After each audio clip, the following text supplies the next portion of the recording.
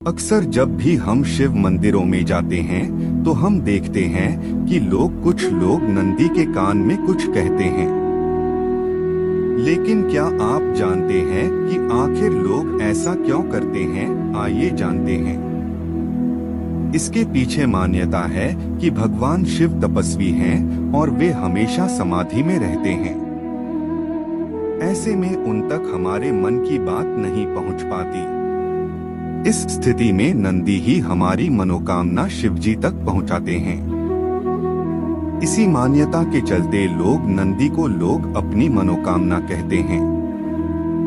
ऐसा कहा जाता है कि नंदी भगवान शिव का प्रिय है और भक्तों को विश्वास है कि नंदी ही उनका संदेश शिवाजी तक पहुंचा सकते हैं। इसके अलावा एक पौराणिक कथा भी है। नमस्कार दोस्तों, धर्म संस्कार चैनल पर आप सभी का स्वागत है।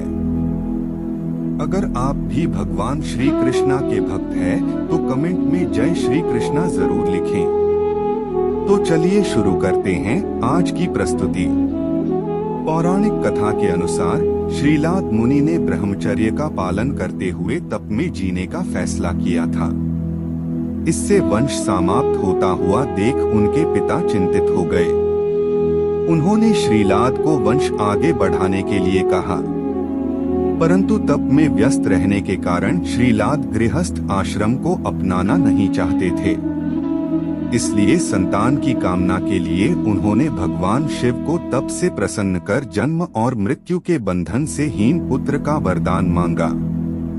भगवान शिव श्रीलाद मुनि की कठोर तपस्या से खुश होकर श्रीलाद के पुत्र रूप में प्रकट होने के वरदान दिया। कुछ समय बाद भूमि जोतते वक्त श्रीलाद को एक बालक मिला, जिसका नाम उन्होंने नंदी रखा। अब उसको बड़ा होते देख भगवान शंकर ने मित्र और वरुण नाम के दो मुनि श्रीलाद के आश्रम में भेजे, जिन्होंने नंदी को देखकर भविष्यवाणी की कि नंदी अल्पायु है। अब जब नंदी को यह मालूम हुआ तो वो महादेव की आराधना से मृत्यु को जीतने के लिए वन में चला गया।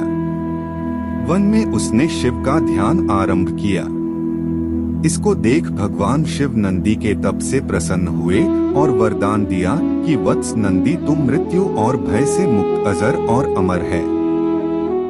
भगवान शंकर ने उमा की सम्मति से समस्त गणों, गणेश और वेदों के समक्ष गणों के अधिपति के रूप में नंदी का अभिषेक करवाया।